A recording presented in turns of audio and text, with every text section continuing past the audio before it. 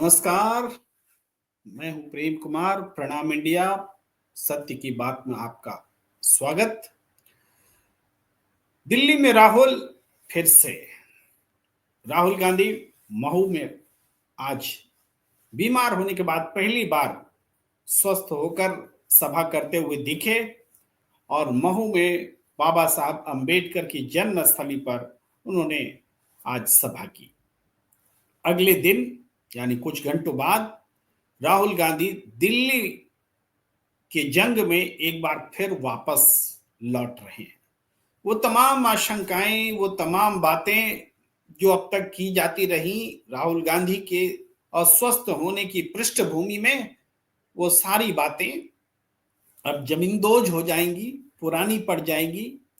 और पूरे चुनाव को 3 हिस्सों में अगर बांटे तो पहले हिस्से में राहुल गांधी धमके ही थे कि वो बीमार पड़े, लेकिन बीमार पड़ने से पहले भी रैली और आम लोगों के बीच इंटरेक्ट करते हुए राहुल गांधी ने एक तरह से चुनाव का टोन सेट कर दिया था।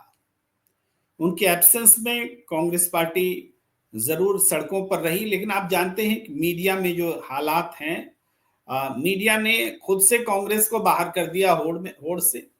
एक तरफ बीजेपी और दूसरी तरफ आम आदमी पार्टी के प्रवक्ताओं को बिठाकर और कांग्रेस को एब्सेंट करके उन्होंने ऐसा दिखाना शुरू कर दिया कि पूरी दिल्ली की चुनाव जो है बाइपोलर होती चली गई। हो सकता है बाइपोलर हो भी जाए, लेकिन मीडिया कौन होता है तय करने वाला कि बाइपोलर हो गया है। और एक पार्टी जो देश में दिल्ली में भी 15 साल शासन में रही, उसको आप टीवी चैनल पर ही मत जगह दें, उनके परफॉर्मेंस को दिखाना बंद कर दे। भाई इतनी सभाएं हुई, कांग्रेस पार्टी ने प्रदर्शन किए, जुलूस निकाले, मतदाताओं से मुलाकात की, सचिन पायलट ने सभा की, इमरान प्रतापगढ़ी ने की, तमाम चीजें होती रही हैं, लेकिन उसको जगह मीडिया में जो उचित मिलना चाहिए नहीं मिला। बहरहाल ये राजनीति का एक सच है, चुनावी जंग की एक सच्चाई है। और एक खास प्रवृत्ति भी दिखी जिसकी हम चर्चा करेंगे कि मीडिया में आम आदमी पार्टी खास तौर से जगह बनाती हुई नजर आई। जो तेवर बीजेपी के प्रवक्ताओं, उनके लिए बोलने वालों के लिए मीडिया के रहे हैं कि जब बीजेपी के नेता बोलते हैं, बीजेपी के लिए कोई पत्रकार या विश्लेषक बोलता है, तो मुख्य धारा की मीडिया के एंकर के पास सवाल नहीं होते हैं, वो उनको पूरा बोलने देते हैं। और बीजेपी के समांतर जब कोई बोलता है तो उसको एक लाइन पहले ही लाइन में टोक डालते हैं। यही चीज लगभग आम आदमी पार्टी के लिए भी देखने को मिली कि आम आदमी पार्टी के नेता अगर कुछ बोलते हैं तो अब वो सारे एंकर्स, वो सारे मीडिया वाले जो गोदी कहलाते थे, वो आम आदमी पार्टी को एक बार भी उनके प्रवक्ता को, उनके लिए बोल रहे राजनीतिक विश्लेषक को टोकते नहीं। ये भी प्रवृत्ति देखने को मिली। तो गोदी मीडिया का मतलब सिर्फ बीजेपी गोदी में ले मीडिया को, तो वो गोदी ऐसा नहीं है। आम आदमी पार्टी भी ले गोदी में तो वो भी गोदी मीडिया ही है। तो ये भी दिल्ली चुनाव में देखा है। तो इस बीच में कांग्रेस ने एक जगह बनाने की कोशिश की। राहुल गांधी के एब्सेंट से निश्चित रूप से कांग्रेस को नुकसान हुआ है, लेकिन इस दौरान नरेंद्र मोदी भी नहीं आए चुनाव प्रचार करने, ये भी एक बात है। तो नरेंद्र मोदी नहीं आए तब वो रणनीति लगती है। कहते हैं कि भाई मोदी अपने नाम से चुनाव नहीं लड़ना चाहते, स्थानीय मुद्दों पर चुनाव लड़ना चाहते। अरे कौन सा मुद्दा स्थानीय उठा दिया भारतीय जनता पार्टी ने? ये पूरी लड़ाई आम आदमी पार्टी अपने नैरेटिव पर लड़ रही है, बीजेपी के उठाए मुद्दे पर थोड़े लड़ रही है। बीजेपी ने क्या किया? अमित शाह ने एक बीते दिन एक वीडियो जारी कर दिया, शीश महल का नए तरीके से चर्चा शुरू कर दी, तथाकथित शीश महल। अरे वैसे शीश महल तो हर मंत्री के घर में वैसे सीन दृश्य देखने को मिल जाए। एक नॉन इश्यू को इश्यू बनाया जा रहा है, ऐसा देखने को मिला। लेकिन नरेंद्र मोदी चुनाव मैदान में नहीं आएंगे तो वो रणनीति है। राहुल गांधी ईमानदारी से बता रहे हैं कि हम बीमार हैं, तो ये कांग्रेस बैक कर गई है। ये पूरी तरह से फिजा में एक बात जो है मतदाताओं को भ्रमित करने की कोशिश की गई है, और इसमें हो सकता है कुछ सफलता भी मिली हो। लेकिन इन सब को खत्म करते हुए राहुल गांधी की रैली फिर से 28 जनवरी से लग रही है दिल्ली में। 28, 29, 30 लगातार 3 दिन का कार्यक्रम आ चुका है। हम पहले से भी आपको बता रहे थे। कल तो बल्कि 2 जगहों पर रैली होनी है। और इसके अलावा चर्चा ये भी कि राहुल गांधी कुंभ स्नान करने भी 2 तारीख को जा रहे हैं, 2 फरवरी को। तो वो भी एक बात है। लेकिन आज जो मऊ में रैली हुई, हम लौटेंगे इस बात पर कि दिल्ली में राहुल फिर से, और कैसे दिल्ली का चुनाव अंबेडकर और संविधान पर आ चुका है, इस पर हम लौटेंगे। लेकिन आज एक बयान खड़गे जी का बहुत चर्चा में रहा और उस पर बहुत सियासत हो रही है। बिलबिला उठा है गोदी मीडिया। ऐसे ऐसे कहा जा रहा है जैसे कभी ये बात कही ही नहीं गई हो। अरे पहले तो हम सुनाना चाहेंगे कि खड़गे जी ने कहा क्या, मल्लिकार्जुन खड़गे जी ने कहा क्या। मल्लिकार्जुन खड़गे जी ने जो कहा उसको पहले आप सुन लीजिए। डुबकी लेने से आपको खाना मिलता पेट को। मैं किसी की आस्था के ऊपर ठोस नहीं लगाना चाहता हूं। अगर किसी को दुख हुआ तो मैं माफी चाहता हूं, लेकिन आप बताइए, अरे जब बच्चा भूखा मर रहा है, बच्चा स्कूल में नहीं जा रहा है, मजदूरों को मजदूरी नहीं मिल रही है, जब ये है तो ये लोग जाकर हजारों रुपए खर्च करके कंपटीशन पे डुबकियां मार रहे। कंपटीशन में एक डुबकी मारता दूसरा, और जब तक वो टीवी में अच्छा नहीं आता तब तक डुबकी मारते रहते। ऐसे लोगों से देश की भलाई होने वाले नहीं है। हमारी आस्था भगवान में है, कर सकते हैं, हर एक को आजादी है। तुम रोज पूजा करते हो, घर में हर आदमी हर महिला पूजा करके बाहर निकलती है, कोई एतराज नहीं है। हमको एतराज है गरीबों का जो शोषण हो रहा है धर्म के नाम पर, उनके खिलाफ हमको लड़ना है। तो ये मल्लिकार्जुन खड़गे थे। मल्लिकार्जुन खड़गे जी साफ तौर पर ये बता रहे थे, गंगा में डुबकी लगाने से क्या बेरोजगारी खत्म हो जाती है, गरीबी खत्म हो जाती है, समस्याएं खत्म हो जाती है। अब इस बात को मीडिया ने इस तरीके से उछाला, बीजेपी ने इस तरीके से पकड़ा कि कुंभ के खिलाफ खड़गे जी बोल रहे हैं। और चलिए, वो उनकी चुनावी राजनीति हो सकती है, कम से कम मीडिया तो ऐसा ना करे, बीजेपी करे, उनको अधिकार है, वो चुनावी राजनीति में खड़गे जी का इस्तेमाल करेंगे। और खड़गे जी भी ये सोचकर बयान दे रहे हैं कि इतिहास याद रखेगा जब कोई सच बोलने की हिम्मत रखता था। भाई, आप देश के गृह मंत्री हैं, आप प्रदेश के मुख्यमंत्री हैं, आप सबके कार्यक्रम गंगा में डुबकी लगाने के बने व्यक्तिगत स्तर पर बने, लेकिन आप वहां जाके वीआईपी ट्रीटमेंट लेते हैं, वहां कुंभ में नहाने वाले लोगों के लिए परेशानी पैदा करते हैं, तमाम तरह की ट्रैफिक समस्याएं पैदा करते हैं, और निश्चित रूप से ये स्थिति बनाते हैं कि आप वीआईपी बन के क्यों जाते हैं भाई। कुंभ में स्नान करना है तो गृह मंत्री स्नान करेगा क्या अमित शाह स्नान करेंगे? एक व्यक्ति करेगा, उनका परिवार करेगा। तो गृह मंत्री का पूरा प्रोटोकॉल लेकर जाते हैं। वहां आज मौजूद लोगों से पूछ लीजिए कितनी दिक्कत हुई है कुंभ में स्नान करने वालों को। तो ये जो है कि पद पर रहते हुए पद को भोगना, तो जाहिर बात है खड़गे जी ने कहा है कि ऐसे पाप नहीं धुलते। मोदी जी और अमित शाह के पाप ऐसे नहीं धुलेंगे कि सारे पाप कर लेंगे, गरीबी बढ़ी रहेगी, महंगाई बढ़ी रहेगी, गरीबों पर जुल्म होता रहेगा, और आप जाके गंगा में डुबकी लगा लिए तो आपके पाप मिट जाएंगे। यही सवाल राहुल गांधी ने उठाया है, और क्षमा कीजिए, मल्लिकार्जुन खड़गे ने उठाया है, और साथ साथ ही उन्होंने माफी भी मांगी थी कि मैं किसी की आस्था को चोट नहीं पहुंचाना चाहता। अगर ऐसा हुआ है तो मैं ऐसा मेरी इच्छा नहीं है। उन्होंने साथ साथ ही कहा है, वो इश्यू पर बात करना चाहते थे, लेकिन वो भी बातें हुई। अब मुद्दे पर आइए, तो मैं राहुल गांधी के एक बयान को भी आपके सामने लाना चाहता हूं कि उनके तेवर में कोई कमी नहीं, तेवर जबरदस्त, पहले से भी ज्यादा। और राहुल गांधी ने जो भाषण दिया, जो बातें कही, पहले सुनते हैं फिर आएंगे आपके पास। संविधान से पहले इस देश में गरीबों के कोई अधिकार नहीं हुआ करते थे। संविधान से पहले, याद रखिए, आजादी से पहले इस देश में गरीबों के कोई अधिकार नहीं थे, दलितों के कोई अधिकार नहीं थे, पिछड़ों के कोई अधिकार नहीं थे, आदिवासियों के कोई अधिकार नहीं थे।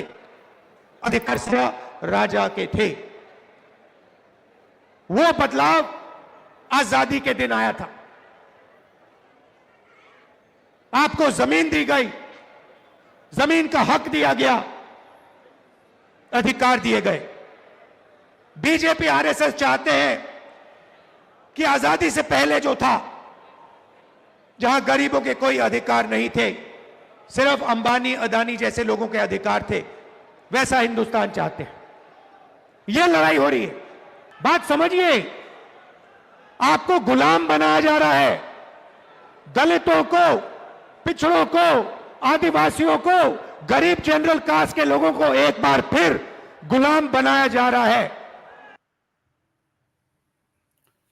तो आप सुन रहे थे कि किस तरीके से राहुल गांधी उसी तेवर में बात कर रहे हैं कि ये जो फिर से गुलाम बनाने की कोशिश हो रही है, आजादी की तारीख तय की जा रही है। 2014 से पहले देश आजाद नहीं हुआ था, 1947 में देश आजाद नहीं हुआ था। वो तमाम बातें राहुल गांधी करते हुए दिख रहे हैं। अब अगले दिन 28 जनवरी को राहुल गांधी जब दिल्ली के चुनाव मैदान में उतरेंगे, तो चुनाव का रुख क्या होगा, किस दिशा में चुनाव जाएगा, इस पर सबकी नजर है। बहुत सारे लोग, हमने सुना चर्चा में भी, हम कई चर्चा का हिस्सा भी रहे, जिसमें कह रहे हैं कि राहुल गांधी जो बीमार पड़े, दरअसल एक परसेप्शन बिगड़ गया। आम आदमी पार्टी के साथ इंडिया गठबंधन में रहने की वजह से शायद कांग्रेस मन से चुनाव नहीं लड़ रही, ये परसेप्शन पब्लिक में चला गया है। अब कैसे सुधरेगा, अब तो हाथ से बाजी निकल गई है, वगैरह वगैरह वगैरह, इस तरह से बातें हो रही। लेकिन ये बातें कौन कर रहा है, ये बातें कैसे आ रही हैं? एक कांग्रेस पार्टी ने, राहुल गांधी ने पूरी शिद्दत के साथ चुनाव लड़ा। और अगर राहुल गांधी का, अगर अरविंद केजरीवाल से कोई पैक्ट हुआ होता, तो अरविंद केजरीवाल ने जो बीजेपी के बीच में राहुल गांधी का चेहरा फिट किया और अपने आप को ईमानदार और राहुल गांधी को बेईमान बताया, वो भी नहीं होता। यानी अरविंद केजरीवाल राहुल गांधी पर निशाना साध रहे हैं, फिर भी आप कह रहे हैं कि राहुल गांधी और अरविंद केजरीवाल में पैक्ट हो गया और इसीलिए वो सभा से दूर रहे। आप बीमारी की बात को मानने को तैयार नहीं होते। ये तो संवेदनहीनता है। किसी के बीमार होने का भी एक तरह से उपहास उड़ाना है। अगर राहुल गांधी चुनाव मैदान में 28 जनवरी से फिर से उतरते हैं और कोई टोन डाउन रखते हैं, नहीं बोलते हैं अरविंद केजरीवाल के खिलाफ, आम आदमी पार्टी की सरकार के खिलाफ, तब आप निश्चित रूप से कहेंगे कि राहुल गांधी और उनके बीच कुछ समझौता हुआ है। लेकिन अभी तक तो ऐसा नहीं दिखा है। अभी तक तो जम करके आम आदमी पार्टी के खिलाफ कांग्रेस ने बोला है, राहुल गांधी ने बोला है। इवन राहुल गांधी जब बीमार रहे, इस दौरान कांग्रेस की ओर से लगातार अरविंद केजरीवाल पर हमले हुए, जोरदार हमले हुए। संदीप दीक्षित ने ऐसे ऐसे सवाल पूछे जिसका जवाब देना आम आदमी पार्टी के लिए मुश्किल हो रहा था। अजय माकन ने आज बड़े सवाल उठाए हैं और इवन आतंकवादियों से संबंध होने की आरोप भी लगाए हैं। कोई छोटे मोटे आरोप नहीं है। पन्नू से मुलाकात हुई वगैरह वगैरह, तमाम चीजें वो कहें, उसकी मैं यहाँ चर्चा भी जरूरी नहीं समझता। लेकिन कांग्रेस के तेवर में कोई कमी नहीं आई।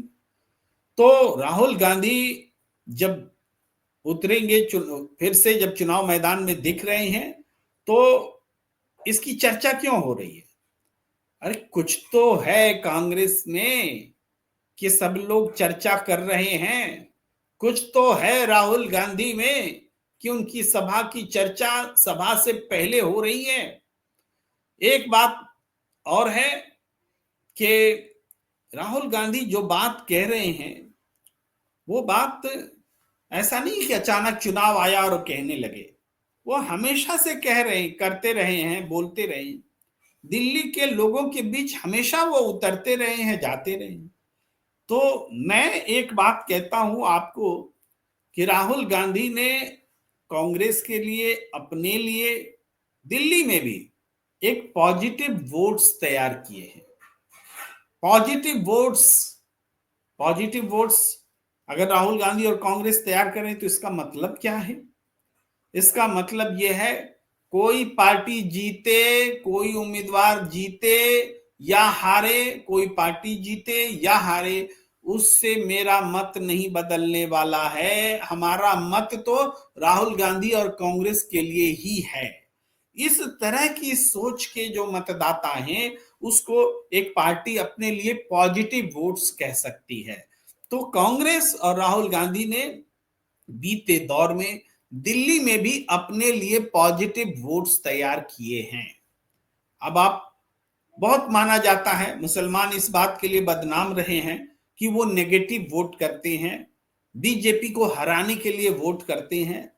लेकिन इस बार के चुनाव में आप चले जाइए मुसलमानों के बीच में, अगर आप 5 मुसलमानों से बात करेंगे तो उसमें 1 या 2 जरूर मिलेगा जो ये कहेगा कि भाई कोई जीते कोई हारे, हम तो राहुल गांधी को ही वोट देंगे, हम तो कांग्रेस को ही वोट देंगे। आप दलित के बीच जाकर के आजमा लीजिए, मैं जो बोल रहा हूं एकदम फैक्ट के आधार पर बोल रहा हूं। आप जाके 5 दलित से बात कीजिए, 1 या 2 आपको जरूर मिलेंगे जो बोलेंगे चुनाव नतीजे क्या हो, हम वोट तो कांग्रेस को ही देंगे। इसी तरीके से अलग अलग वर्ग में आप जाकर के इस फैक्ट को आजमा सकते हैं। तो ये पॉजिटिव वोट राहुल गांधी और ने जो क्रिएट किया है, इस पर कोई चर्चा ही नहीं कर रहा है, इस पर किसी का ध्यान ही नहीं जा रहा है। ये तो चुनाव नतीजे आएंगे तब ये दिखेंगे। कोई कहता है राहुल कांग्रेस को का खाता खुल जाए तो बड़ी बात है, कोई कहता है कि कांग्रेस ने इतने मजबूत उम्मीदवार दिए हैं कि मजबूत उम्मीदवार उंगली पर जो है 5-7 सीट तो ऐसे ही लेकर कांग्रेस आ रही है। अलग अलग तरीके से बात हो रही है।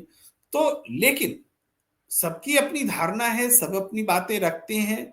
और पर एक बात जो है इस चुनाव में वो है कि कांग्रेस और राहुल गांधी का फैक्टर दिल्ली के चुनाव में सिर चढ़कर बोल रहा है।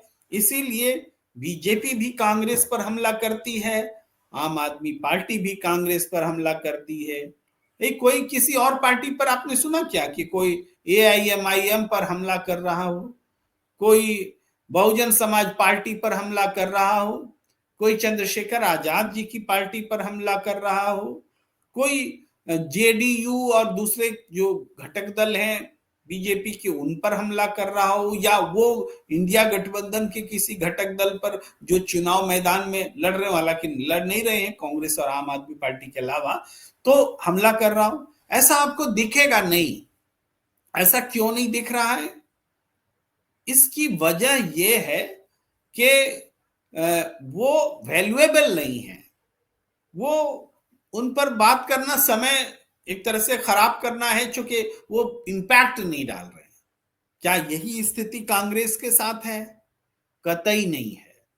कांग्रेस को महत्व दे रही है आम आदमी पार्टी भी, महत्व दे रही है भारतीय जनता पार्टी भी। ये महत्व क्यों मिल रहा है? क्योंकि कांग्रेस और राहुल गांधी ने अपने लिए पॉजिटिव वोट्स तैयार किए हैं, और वो पॉजिटिव वोट्स पूरे एनवायरनमेंट को बदल रहा है, जिसका इंपैक्ट ट्रायंगुलर कॉन्टेस्ट के तौर पर दिख रहा है। ये बात हम कभी नहीं कहते कि कोई पार्टी साफ तौर से चुनाव जीत के आ रही है, आज की स्थिति में दावा कर ले। आम आदमी पार्टी भी जीत कर आएंगे ऐसा उनके लिए कोई दावा करे तो उस पर विश्वास करना मुश्किल है। यही दावा बीजेपी या कांग्रेस के लिए भी करे तो विश्वास करना मुश्किल है। यही है, चुनाव यहीं पर बदला है। चुनाव बाइपोलर नहीं है, चुनाव ट्रायंगुलर है, और राहुल गांधी इस ट्रायंगुलर कॉन्टेस्ट को और ज्यादा स्पर्धात्मक, प्रतिस्पर्धात्मक और होड़ वाला चुनाव में बदलने जा रहे हैं। ये आपको जो अंतिम हफ्ता जो चुनाव का दिख रहा है उसमें नजर आएगा। इस चुनाव के दौरान बीजेपी की पूरी लीडरशिप आपको दिखेगी। आप अब तो समय नहीं रहा, कुछ घंटों की बात है, इसको आप आजमा सकते हैं, देख सकते हैं। इस बीच मैं आपको एक और बाइट सुनाना चाहता हूं, जिसके बारे में ये कहा जा रहा है कि ये बाइट भी बहुत विवादास्पद है और ऐसा बोला नहीं जाना चाहिए, बीजेपी बड़ी निंदा कर रही है। रेवंत रेड्डी की ये बाइट आप सुनिए। को मैं इतिहास में पढ़ा था, गजनी मोहम्मद हिंदुस्तान को लूटने के लिए, हिंदुस्तान हासिल करने के लिए बार बार कोशिश किए। वैसा ही गजनी मोहम्मद जैसा आज मोदी जी ने संविधान बदलने के लिए, आरक्षण रद्द करने के लिए मोदी जी कोशिश कर रहा है। उनका कोशिश कामयाब नहीं होंगे, क्योंकि जब इस बीच एक अपील कर दूं कि वो अमृतसर बैंक, क्षमा कीजिए, अमृतसर एसबीआई क्लर्क और पीओ सबके लिए तैयारी कराते हैं। उन्होंने देखा पाया कि पीओ के एग्जाम में एससी एसटी की सीट्स खाली रह गई। तब उन्होंने एक संकल्प लिया कि एससी एसटी की सीट खाली नहीं रहे, इसके लिए हम कैंपेन चलाएंगे। और उन्होंने एक कोर्स शुरू किया है, वो कोर्स आपके सामने है। एसबीआई क्लर्क के लिए ऊपर में आप देखेंगे बारकोड है, एसबीआई पीओ के लिए बारकोड है और प्राइम बोल करके एक और बारकोड है। 3 अलग अलग कोर्सेज हैं और अमृतसर को 27 साल से पढ़ाने का एक्सपीरियंस है। अमृतसर लाइव कोर्स है। इस कोर्स को आप 60% डिस्काउंट पर ले सकते हैं अगर प्रेम PREM प्रेम कोड का इस्तेमाल करते हैं। हेल्पलाइन भी दिया हुआ है, अमृतसर मैथ्स दिखता है। Only for SC ST candidates के लिए ये कैंपेन है, उनकी सीटें खाली नहीं रह जाए इसके लिए एक ड्राइव है। तो इसमें एक उद्देश्य भी जुड़ा हुआ है, इसलिए मैं इसको एक तरह से एडवोकेट कर रहा हूं, इसकी वकालत कर रहा हूं। तो आप अगर जुड़ सकते हैं तो ये एक अपील है कि जो कोई भी SC ST से जुड़ा हुआ छात्र है वो इस कोर्स से जुड़ करके लाभान्वित हो सकता है, उनके मकसद में उनका साथ दे सकता है। तो आइए हम लौटते हैं विषय पर कि ये विषय जो है, जो अभी हमने रेवंत रेड्डी की बात सुनाई आपको। रेवंत रेड्डी महमूद गजनवी को याद कर रहे हैं और कहीं ना कहीं आज वो उनकी तुलना आज के सत्ता से भी हो रही है। इसको लेकर के बीजेपी ने बहुत आपत्ति जताई है, लेकिन हमें ये बात समझ में नहीं आती जब बीजेपी वाले अखिलेश यादव जी को टीपू सुल्तान बोल देते हैं और उस तुलना करते हैं, कांग्रेस के नेताओं को औरंगजेब से तुलना कर देते हैं, किसी को पाकिस्तानी बता देते हैं, किसी को चाइना परस्त बता देते हैं, किसी को जॉर्ज सोरोस से पैसा लेने वाला बता देते हैं। पूर्व प्रधानमंत्री मनमोहन सिंह जी को तो पाकिस्तान के साथ मिलकर के नरेंद्र मोदी को चुनाव में हराने की कोशिश करने के लिए मीटिंग करने वाला भी बता दिया था। तब उस समय सब कुछ ठीक लगता है, लेकिन अगर किसी व्यक्ति ने इतिहास से उदाहरण देते हुए कुछ बातें रख दी किसी नेता ने, तो फिर बीजेपी को दिक्कत होने लगती है। ये बात भी हमने आपको बताई, रेवंत रेड्डी को सुनाया। लेकिन हाँ, हम लौटते हैं उस विषय पर कि राहुल गांधी चुनाव में जब कल से वापसी करेंगे, सबकी नजर इसी बात पर होगी कि क्या राहुल गांधी अरविंद केजरीवाल पर हमला करते हैं या नहीं करते हैं। अगर अरविंद केजरीवाल पर वो हमला नहीं करेंगे तो निश्चित रूप से ये बात जो है, जो बात कही जा रही थी उसकी पुष्टि होगी। लेकिन मैं कहता हूं ये मानकर क्यों चला जाए, ये मानकर क्यों लोग चल रहे हैं कि राहुल गांधी अरविंद केजरीवाल पर हमला नहीं करेंगे। पहली सभा में भी ऐसा ही कहा माना जा रहा था, लेकिन राहुल गांधी ने बताया कि आपने जो कहा था वो पेरिस बनाने वाली बात दिल्ली को, वो नहीं बनाया। दिल्ली को कूड़ा करकट के ढेर में बदल दिया। उन्होंने जातीय जनगणना के लिए चुनौती दी, उन्होंने भ्रष्टाचार पर भी बात की और अरविंद केजरीवाल पर बहुत सारे हमले बोले थे। तो ये हमले आगे भी देखने को मिलेंगे, लेकिन राहुल गांधी फिर से दिल्ली के चुनाव मैदान में आ डटे हैं। ये बीजेपी के लिए बेचैन करने वाली बात है, ये कांग्रेस के लिए भी, ये आम आदमी पार्टी के लिए भी बेचैन करने वाली बात है। क्यों? क्योंकि बीजेपी भी जानती है कि कांग्रेस के चुनाव मैदान में आने के बाद उनका वोट बैंक, उनकी पोजीशन स्थिर रहने वाली नहीं है। कांग्रेस जब टक्कर में आ रही है तो बीजेपी का वोट निश्चित रूप से जबरदस्त डेंट लग रहा है। अब इस डेंट को दो तरीके से समझिए।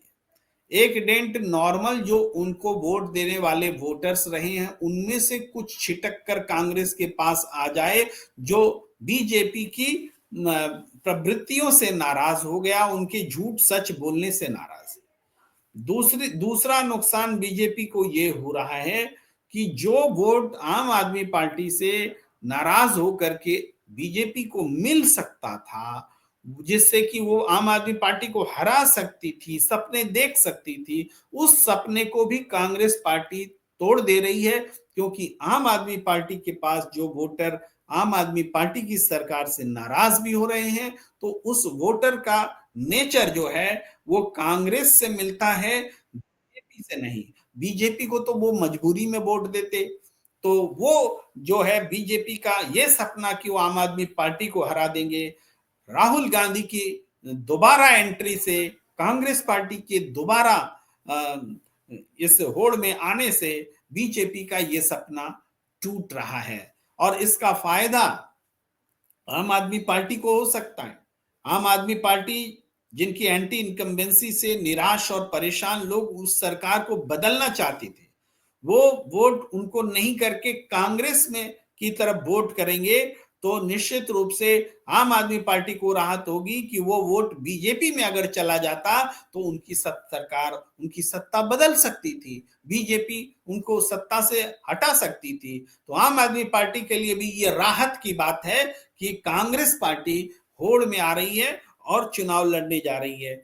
और आम आदमी पार्टी के लिए पोस्ट इलेक्शन की भी एक संभावना बनती है। भाई कांग्रेस किसी भी सूरत में किसी सरकार को बनाने के लिए अगर खड़ी होगी तो वो बीजेपी नहीं होगी, ये बात तो तय है।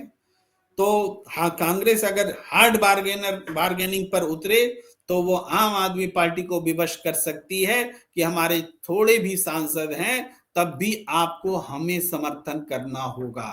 हालांकि कांग्रेस की ऐसी प्रवृत्ति नहीं है, लेकिन वक्त के थपेड़ों ने कांग्रेस को बहुत कुछ सिखाया भी है। तो वो अगर नीतीश कुमार बिहार में मुख्यमंत्री हो सकते हैं तो दिल्ली में भी एक ऐसा प्रयोग कांग्रेस कर सकती है, बशर्ते वो इस चुनाव में ताकत बटोर कर आए। कांग्रेस के वोट बैंक में बढ़ोतरी होगी और अच्छा खासा बढ़ोतरी होगी, ये इसमें कोई शक नहीं है। उनके लिए पॉजिटिव वोट्स हैं और जब ये एक हफ्ते का कैंपेन होगा, राहुल गांधी फिर से दिल्ली में दिखेंगे, कांग्रेस पार्टी फिर से अपने पैरों पर खड़ी होती नजर आएगी, तब जाहिर बात है उसके वोट्स भी बढ़ेंगे, सीट्स भी बढ़ेंगी और जो एक दिखता है सिनेरियो दिल्ली का वो बदलता हुआ नजर आएगा। मैं कुछ प्रतिक्रियाएं लेता हूं। चुलबुल पांडे जी लिख रहे हैं, प्रेम सर मैं हमेशा आपका शो देखता हूं, बस कई बार लाइव नहीं देख पाता तो बाद में देखता हूं। चुलबुल पांडे जी आपका बहुत बहुत आभार, धन्यवाद कि आप ऐसा देखते हैं। बहुत सारे लोग ऐसा लिखते भी हैं, बताते भी हैं।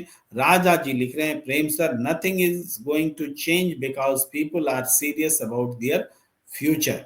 अपने भविष्य को लेकर चिंतित है जनता, इसलिए कुछ बदलाव नहीं होगा। ये तो विरोधाभासी बातें हैं। अगर भविष्य को लेकर चिंतित हैं तो बदलाव होगा। और गुड्डू राजपूत जी कह रहे हैं next Rahul Gandhi India, I love. और आगे देखें तो गुड्डू राजपूत जी लिख रहे हैं वेरी नाइस जय यूपीए डीएल। आगे देखें प्रेम कुमार जी, अमित शाह और मोदी को कुंभ में स्नान करने दो, उन्हें चुनाव प्रचार की क्या जरूरत है। राजीव कुमार वोट परसेंटेज बिना प्रचार का ही हरियाणा और महाराष्ट्र की तरह बढ़ा ही देंगे। ये एक आम धारणा है। एक पूरी चुनाव प्रणाली पर एक अविश्वास दिख रहा है। विजय त्रिपाठी जी राहुल गांधी जिंदाबाद लिख रहे हैं और नमस्कार कर रहे हैं। आयस पटेल जी आपका भी नमस्कार। गुलाम अली जी कांग्रेस पार्टी जिंदाबाद लिख रहे हैं। राजा जी लिख रहे हैं प्रेम सर पब्लिक नहीं जाएगी, मेरा एक्सपीरियंस है। कहाँ नहीं जाने की बात करें, थोड़ा साफ लिखिए राजा जी। मोहम्मद जमालुद्दीन जी लिख रहे हैं आप पार्टी हार रही है। और मोहम्मद वही आगे लिखते हैं केजरीवाल अपनी सीट हार रहा है। भाई अपनी सीट तो ममता बनर्जी भी हारी थी। मोहम्मद जमालुद्दीन, यही तो दिल्ली के चुनाव की भी खासियत होने वाली है। कल से राहुल गांधी दिल्ली में प्रचार करेंगे। और नमस्कार कर रहे हैं एके जी, आपको भी नमस्कार है। आगे बढ़ें तो पंजाब में आप पार्टी की सरकार है और पंजाब में दलित की मूर्ति तोड़ दिया है। अब दिल्ली में दलित वोट कांग्रेस को मिलेगा। ये एक बड़ी घटना और बड़े बड़े इम्पैक्ट की आप दिशा जो है उसको बता रहे हैं। विजय त्रिपाठी जी लिख रहे हैं एके भाई नमस्कार। और आगे भी नमस्कार का दौर है। कहाँ कहाँ है राहुल जी की रैलीज कल दिल्ली में? रैलीज के एक तो मैंने कल आज सुबह बताया भी था, चलिए थोड़ी देर में बताता हूँ। 2 जगह दिल्ली में कल रैली होनी है। एक मटिया महल में होनी है, एक मटिया महल में होनी है और दूसरी में ध्यान देकर बताऊंगा। मोहम्मद जलालुद्दीन जी लिख रहे हैं कांग्रेस दिल्ली में 1 हफ्ता मेहनत कर दे फिर इलेक्शन चेंज हो जाएगा। और वो हफ्ता शुरू हो रहा है बुधवार से, 28 जनवरी से।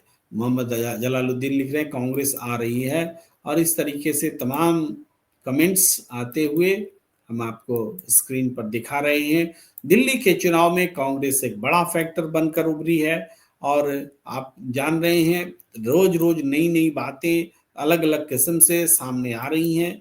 चुनाव प्रचार अपने चरम पर है और इसी बीच में मोहन भागवत कह रहे हैं मल्लिकार्जुन खड़गे के बयान पर जो विवाद उठा है उस पर मैं पवन खेड़ा का एक बयान सुनाना चाहता हूं। उन्होंने कुछ बातें बहुत अच्छे से कही हैं, कृपया। जय भीम जय संविधान का जो हमारा अभियान चल रहा है उसके तहत मऊ में, जो कि बाबा साहब अंबेडकर की जन्मभूमि है, वहां एक विशाल जनसभा को संबोधित करते हुए हमारे राष्ट्रीय अध्यक्ष श्री मल्लिकार्जुन खड़गे जी ने राजधर्म याद दिलाया। ये वो राजधर्म है जो अगर महाभारत अगर आप पढ़ेंगे तो भीष्म पितामह ने युधिष्ठिर को याद दिलाया था। कौटिल्य का अर्थशास्त्र अगर आप पढ़ेंगे उसमें भी राजधर्म की बहुत खूबसूरत व्याख्या की गई है। राजा का धर्म प्रजा के हित में होता है। राजा का धर्म होता है प्रजा की रक्षा करना। राजा का धर्म होता है प्रजा की सारी परेशानियों को दूर करना और भय मुक्त वातावरण देना। उसका पेट भरे, उसके आंगन में तुलसी महके, उसके चेहरे पर मुस्कान हो, यह होता है राजा का धर्म। लेकिन जब से मल्लिकार्जुन खड़गे जी ने राजधर्म याद दिलाया, मल्लिकार्जुन खड़गे जी ने कहा कि धार्मिक रीतियों के पीछे छिपकर आप राजधर्म से बच के भाग नहीं सकते। वो सबसे बड़ा अपराध होता है, वो पाप होता है। तब से भारतीय जनता पार्टी के तमाम लोगों की दाढ़ी में तिनका है, सब बिलबिला रहे हैं। तो आप मानते हैं ना कि आप राजधर्म का पालन नहीं कर रहे। यही तो हम आपको याद दिला रहे हैं, बार बार याद दिला रहे हैं, राजधर्म की पालना कीजिए। आपको क्या आपत्ति है कि एक बहुत बड़े दलित नेता ने आपको राजधर्म याद दिला दिया? क्या दुख है आपको? क्या परेशानी है आपको? क्या उनकी जाति से परेशानी है? जो उन्होंने कहा वो तो हमारे वेदों ने कहा है। जो उन्होंने कहा वो तो कौटिल्य का अर्थशास्त्र कहता है। जो उन्होंने कहा वो महाभारत कहती है। जो उन्होंने कहा, आप जिसको बहुत पढ़ते हैं, जिसको आप संविधान से भी ज्यादा महत्वपूर्ण मानते हैं, मनुस्मृति भी कहती है। फिर भी आपको आपत्ति है। तो हम यही मानते हैं कि आपको मल्लिकार्जुन खड़गे ने जो कहा उससे आपत्ति नहीं है, आपको मल्लिकार्जुन खड़गे जी की जाति से आपत्ति है। बहुत अफसोस है ये सुनकर। जय भीम, जय संविधान, जय। तो कांग्रेस जवाब दे रही है। ऐसा नहीं कि बीजेपी एक तरफा बोलकर निकल जाए। कांग्रेस जवाब दे रही है। कांग्रेस खड़ी है। राहुल गांधी मैदान में है, फिर से आ रहे हैं, स्वस्थ होकर आ रहे हैं। बीमार थे इसलिए मैदान में बाहर थे, लेकिन अब स्वस्थ होकर जब आने वाले हैं तो पूरे चुनावी फिजा में एक बज क्रिएट हो गया है, एक हलचल मच गई है कि राहुल गांधी आएंगे तो चुनाव किस दिशा में आगे बढ़ेगा। निश्चित रूप से वो दिशा कांग्रेस के लिए एक बेहतर दिशा होगी और वो दिशा बीजेपी के लिए एक चिंता वाली बात होगी, कांग्रेस के आम आदमी पार्टी के लिए भी चिंता वाली बात होगी। और यही इस चुनाव का एक टर्निंग पॉइंट जो है वो राहुल गांधी के फिर से दिल्ली चुनाव में आ जाने के बाद पैदा होता हुआ दिख रहा है। इसको हम टर्निंग पॉइंट मैं इसे कह रहा हूं क्योंकि ये टर्निंग पॉइंट बीते एक हफ्ते में जो नुकसान हुआ है कांग्रेस पार्टी को, जाहिर बात है नुकसान तो हुआ है कि उनके स्टार कैंपेनर बीमार पड़ गए, लेकिन उस नुकसान की भरपाई का ये समय है और कांग्रेस पार्टी अपने पूरे दल बल के साथ चुनाव मैदान में इस बाइपोलर इलेक्शंस के ट्रेंड को ट्रायंगुलर कॉन्टेस्ट में बदलती हुई दिख रही है। और दिल्ली का चुनाव जब बदलेगा तो इसके दूर तलक मायने जाएंगे। हमने पहले भी आपसे कहा है कि अगर कांग्रेस पार्टी वोट परसेंटेज में या नंबर ऑफ सीट्स में किसी भी तरीके से बीजेपी को पछाड़ करके आगे आ जाती है तो सत्ता में आए ये कांग्रेस की जीत नहीं होगी, बीजेपी को पीछे कर दें ये कांग्रेस की जीत होगी। यही परसेप्शन पूरे देश में जाएगा कि कांग्रेस बीजेपी को हरा सकती है, ये परसेप्शन दिल्ली से निकलेगा। इसके बावजूद कि वो सत्ता में ना पहुंचे, भले किसी को बहुमत ना आए ये स्थिति हो, भले आम आदमी पार्टी को बहुमत आ जाए और कांग्रेस दूसरे नंबर पर आ जाए वो स्थिति हो, लेकिन ऐसी स्थिति के लिए ही कांग्रेस संघर्ष कर रही है। इनमें से कोई भी उपलब्धि अगर कांग्रेस हासिल करने में कामयाब रहती है तो दिल्ली का चुनाव उसके लिए किसी जीत से कम नहीं होगा। ये लगभग ऐसी ही बात हो जाती है जब क्रिकेट में भारत और पाकिस्तान के बीच मुकाबला होता है, वो सेमीफाइनल में पहुंचे ना पहुंचे, फाइनल में पहुंचे ना पहुंचे, लेकिन अगर इसने पाकिस्तान को भारत ने हरा दिया या फिर पाकिस्तान ने भारत को हरा दिया तो दोनों ही देश अपनी जीत को सेमीफाइनल और फाइनल से भी बड़ी जीत के रूप में देखते हैं। उसी तरीके से बीजेपी को अगर कांग्रेस पीछे छोड़ देती है तो वो सत्ता में आए या ना आए उससे बड़ी जीत के तौर पर ये उपलब्धि गिनी जाएगी। ये कम से कम इसको टर्निंग पॉइंट को हम इसी रूप में बता रहे हैं और आप सबसे बहुत हमें आग्रह है कि आप इस पूरी चर्चा को उसी रूप में देखें कि ये चुनाव जा कहां रहा है, हम उसको पकड़ने की कोशिश कर रहे हैं कि जा कहां रहा है, किधर जा रहा है। क्या एक तरफा चुनाव है? कोई नहीं कह सकता कि ये एक तरफा चुनाव है। तो क्या ये बाइपोलर इलेक्शन है? नहीं, इंतजार कीजिए, ये ट्रायंगुलर कॉन्टेस्ट है और मोर कंटेस्टिंग ट्रायंगुलर कॉन्टेस्ट आप बोल सकते हैं। ये राहुल गांधी के उतरने के बाद होने जा रहा है। इस ट्रायंगुलर कॉन्टेस्ट में कौन बाजी मारेगा हम कहने की स्थिति में नहीं है, लेकिन इस ट्रायंगुलर कॉन्टेस्ट में अगर कांग्रेस बाजी नहीं भी मारती है, केवल दूसरे नंबर पर आ जाती है, तो वो इसके लिए एक जीत के समान होगा। आप देखिए मोहम्मद जमालुद्दीन जी लिख रहे हैं कांग्रेस का प्रचार पप्पू यादव और इमरान प्रताप कर रहे हैं। निश्चित रूप से बहुत भारी भीड़ उनके पीछे जुट रही है। उसको अटल बिहारी वाजपेयी ने बोला था कि राज धर्म निभाओ, लेकिन उसने वाजपेयी की नहीं सुनी तो तुम्हारी क्या सुनेगा, ये राजा जी कह रहे हैं पवन खेड़ा की तरफ। लेकिन राजधर्म उन्होंने नहीं सुना तो जनता को भुगतना पड़ा, उनको तो भुगतना नहीं पड़ा। यही बात शायद खेड़ा जी कह रहे हो। मोहम्मद जमालुद्दीन जी कह रहे हैं सर हमने आप प्रोग्राम सऊदी अरब से रोज देखते हैं। हम आप बहुत बहुत धन्यवाद मोहम्मद जमालुद्दीन जी, आप दूर से इतनी दूर से हमारे प्रोग्राम पर नजर रखते हैं, उसको देखते हैं, भारत की राजनीति में इतनी दिलचस्पी रखते हैं। और मोहम्मद जमालुद्दीन जी रिपीट कर रहे हैं आपका प्रोग्राम अच्छा होता है और पब्लिक आपको बहुत अच्छा से समझ रहा है। बहुत बहुत शुक्रिया, इतनी दूर से भी आप हमारे शब्दों को, हमारी भावनाओं को, हमारी बातों को, हमारे दृष्टिकोण को यानी नजरिए को देख रहे हैं, समझ रहे हैं। तो यही हमारे इस प्रोग्राम के करने का मकसद भी होता है। मोहम्मद जमालुद्दीन जी 1 महीने पहले प्रचार करते कांग्रेस के सभी नेता को तो ज्यादा फायदा होता। ये लास्ट टाइम पे मुहूर्त देखकर एक्टिव होते हैं, ये एके जी की का कहना है। राजा जी कह रहे हैं प्रेम सर इज बेस्ट। और राजा जी आपका भी बहुत बहुत धन्यवाद है।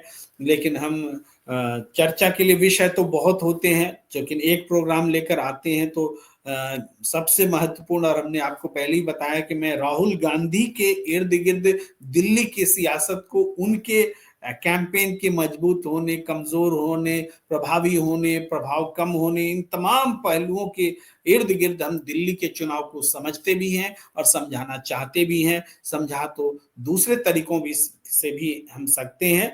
मान लीजिए अरविंद केजरीवाल के सेंट्रिक भी हम पूरी चीजों को समझा सकते हैं। हम नरेंद्र मोदी के सेंट्रिक भी पूरी दिल्ली की सियासत को समझ और समझा सकते हैं, बता सकते हैं। अपना अपना तरीका है। मैंने ये तरीका चुन रखा है कि राहुल गांधी के इर्द गिर्द सियासत से दिल्ली के चुनाव को समझा और समझाया जाए।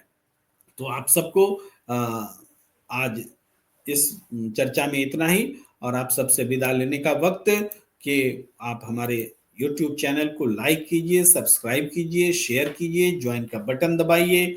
आस्क द प्रेम कुमार में ट्विटर पर भी आप हमारे साथ जुड़ सकते हैं। इसी आग्रह के साथ आप सबका बहुत बहुत आभार, और हमें हमारे साथ हमेशा बने रहिए। हमें दीजिए इजाजत।